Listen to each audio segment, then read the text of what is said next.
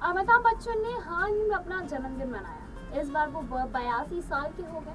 अपने परिवार के साथ आधी रात की पार्टी से लेकर अपने मुंबई आवास के बाहर प्रशंसकों का अभिवादन करने तक महान अभिनेता ने खूब सारी मस्तियां की हैं। अपने जन्मदिन के एक दिन बाद ही बिग बी ने इंस्टाग्राम पर अपना आभार भी व्यक्त किया था और साथ ही साथ उन्होंने लोगों को थैंक यू भी कहा। ये प्यार और स्नेह से चुकाने के किसी भी प्रयास से परे है, धन्य और अनंत कृतज्ञता से भरा हुआ है। धन्यवाद। इसी के साथ हम सब आपसे प्यार करते हैं। आखिरकार अमिताभ बच्चन दशकों से एक शहंशाह की तरह हमारे दिलों पर राज कर रहे हैं। 70 के दशक के एंग्री यंग मैन से लेकर पाँ में 12 साल के लड़के तक हिंदी सिनेमा की आइकन ने समान सहजता के साथ कई भूमिकाएं निभाई हैं। उनके इसी के साथ जश्न मनाने के लिए उनके बर्थडे पे भी काफी ज्यादा फिल्में भी उनकी आती रहती हैं। हालांकि इसी के साथ बताते चले कि हम आपको बताने वाले हैं अमिताभ बच्चन की वो बेहतरीन फिल्में जिन्हें आप OTT पर भी देख सकते हैं। बताते चले कि अपने कई युवा और वृद्ध प्रशंसकों के लिए अमिताभ बच्चन को बिग बी के नाम से भी जाना जाता है। उन्होंने अपनी फिल्म में अपनी प्रेरक भाषणों पर विचारों को और यहाँ तक कि अपनी शायरी से भी कई लोगों के दिलों को जीता है। अमिताभ बच्चन का क्रेज दशकों का पुराना है। बता दें बिग बी ने दर्शकों तक खुद को शीर्ष स्थान पर बनाए रखा है और आज वो न केवल एक फिल्म अभिनेता हैं बल्कि एक फिल्म निर्देशक, फिल्म निर्माता और संगीतकार, टीवी होस्ट और हाँ एक पूर्व राजनेता भी है। यूँ तो उन्होंने कई सुपरहिट फिल्में दी हैं, कई ब्लॉकबस्टर फिल्में दी हैं। यहाँ तक कि कई फिल्में ऐसी भी रही हैं जिनके जरिए उन्हें सफलता का मुकाम मिला है। ऐसे में आज हम आपको हिंदी सिनेमा के महानायक की उस 10 बेहतरीन फिल्मों के बारे में बताने जा रहे हैं जिसके जरिए आप कहेंगे अमिताभ बच्चन इंडस्ट्री के शहंशाह ही हैं। जी हाँ, जो उनको नाम मिला है शहंशाह वो एक्चुअल में उन्हें सूट करता है। तो उनकी टॉप 10 फिल्मों में उनकी सबसे पहली फिल्म है जो कि सबसे ज्यादा सुपरहिट रही है और उस का नाम भी आप लोग शायद जानते ही होंगे। तो हम बता दें कि वो पहली फिल्म है आनंद, जो कि आई थी 1971 में। आनंद में हम अमिताभ बच्चन को तब देखते हैं जब वो स्टार नहीं बल्कि अभिनेता थे। ऋषिकेश मुखर्जी की इस फिल्म में उन्होंने भास्कर बैनर्जी नामक एक युवा डॉक्टर की भूमिका निभाई। राजेश खन्ना द्वारा अभिनीत आनंद फिल्म में एक लाइलाज बीमारी से ग्रस्त किरदार है। आनंद से भास्कर की मुलाकात उसके जीवन के प्रति उदासीन दृष्टिकोण को बदल देती है। आनंद ने 1972 में सर्वश्रेष्ठ फिल्म के लिए फिल्मफेयर पुरस्कार जीता और ये एक कालातीत यानी कि एक कालातीत क्लासिक बन गई है। और उसके बाद ही आई थी अमिताभ बच्चन की एक और फिल्म। हम बात कर रहे हैं जंजीर की।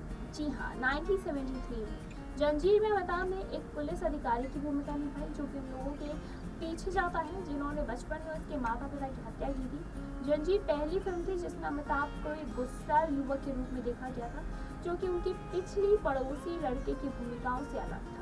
ऐसे समय में अब जब समाज में बहुत अधिक बेरोजगारी और अशांति थी तो 1970 के दशक की मध्य का भारत गुस्सैल युवक व्यक्तित्व लोगों के बीच लोकप्रिय हुआ और अमिताभ को एक प्रमुख स्टार बनने की राह पर ले गया। इसी के साथ अमिताभ बच्चन की यही फिल्म से उनके लिए एंग्री यंग मैन का नाम भी आया।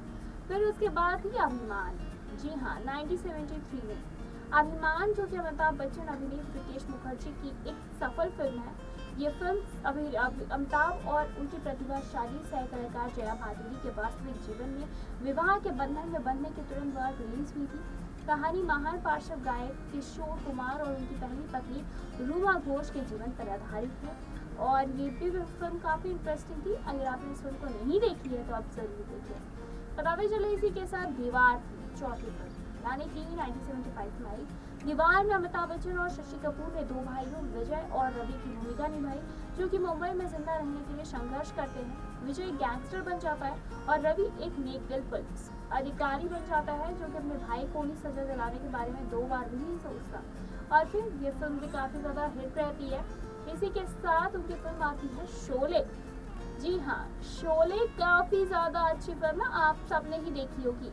शोले को क्लासिक माना जाता है और ये सबसे ज्यादा कमाई करने वाली भारतीय फिल्मों में से एक है। अमिताभ बच्चन और धर्मेंद्र ने वीरू और जय की भूमिका निभाई। जय वीरू आज भी बहुत कॉमन सा है जो 2 जेल के कैदी हैं जो एक ही सेवानिवृत्त पुलिस अधिकारी को गब्बर सिंह नामक खूंखार डाकू से हिसाब चुकता करने में मदद करते हैं। फिल्म में अमिताभ बच्चन की जो कहानी है और अदाकारी है और जो उनके डायलॉग्स हैं वो तो लोगों के दिलों को काफी ज्यादा जीतते आए हैं। इसी के साथ ये फिल्म भी काफी ज्यादा सुर्खियों में आ गई थी।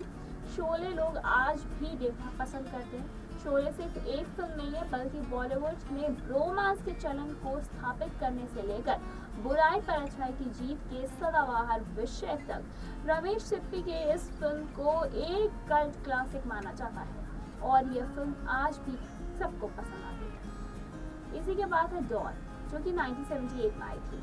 दरअसल बताते चले, डॉन से अमिताभ बच्चन ने इंडस्ट्री में खलनायक के तौर पर भी एक अलग सी छवि बनाई थी।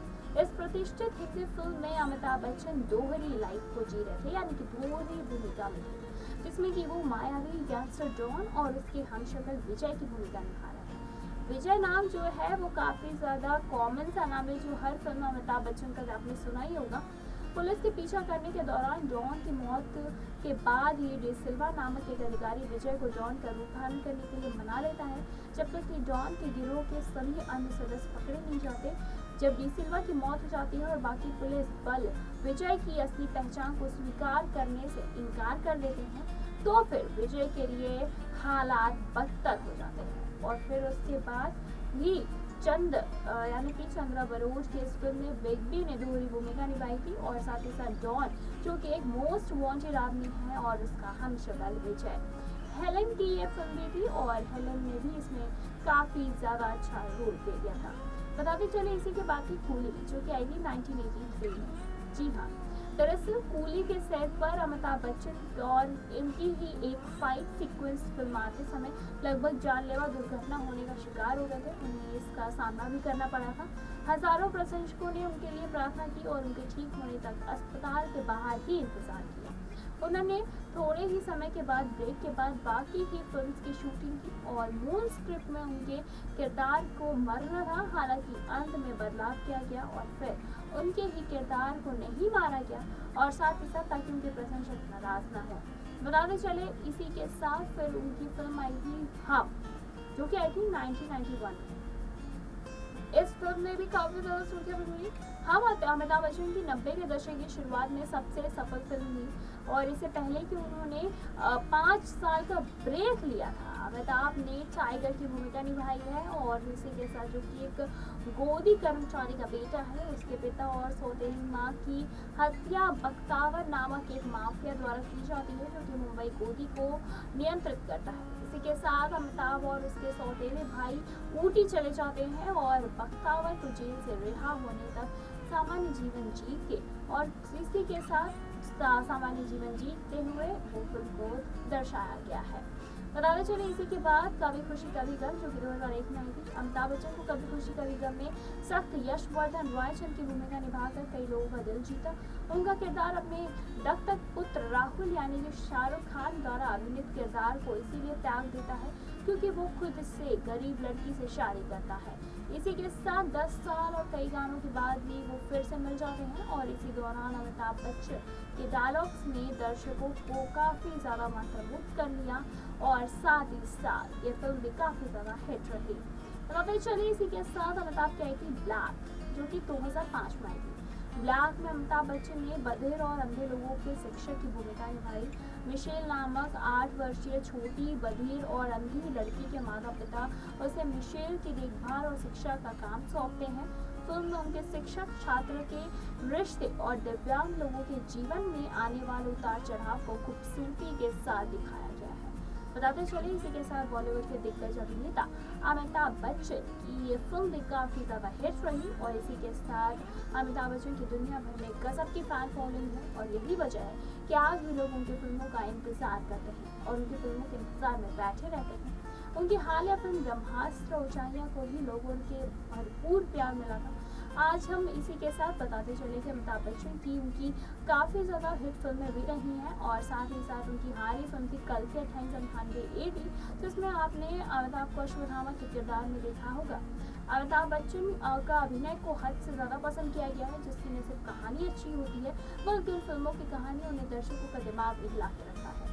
अमिताभ बच्चन की फिल्म साल 2019 में भी आई थी, जो कि एक सस्पेंस थ्रिलर फिल्म थी, जो कि सुजय घोष द्वारा निर्देशित थी। इस फिल्म को भी दर्शकों का खूब प्यार मिला था और इस फिल्म को भी लोगों ने काफ़ी ज़्यादा पसंद किया था। लोगों ने इस फिल्म को, इसमें अमिताभ बच्चन के अलावा भी तापसी पन्नू थी और टोनी ल्यूक और अमृता सिंह भी थी।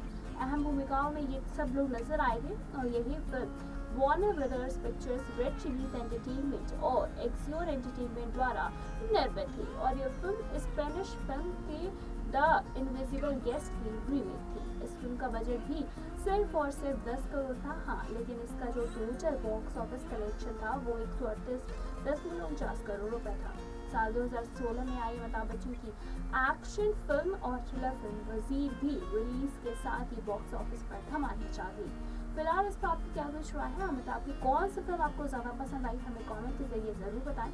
ऐसी तमाम लेटेस्ट वीडियो को जानने के लिए जुड़े रहना, देखते रहें नेक्स्ट लाइव।